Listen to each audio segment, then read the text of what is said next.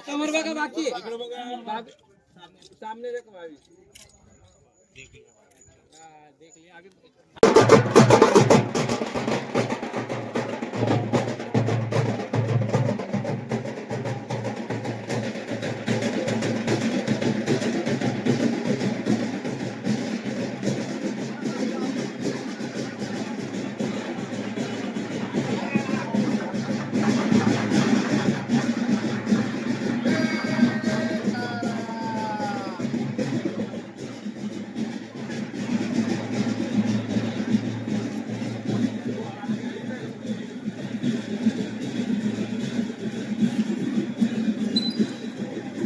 नमस्कार, मी डॉक्टर निशा सुशील महाजन, प्रभाग क्रमांक 2 ब मधून उमेदवारी करत आहे।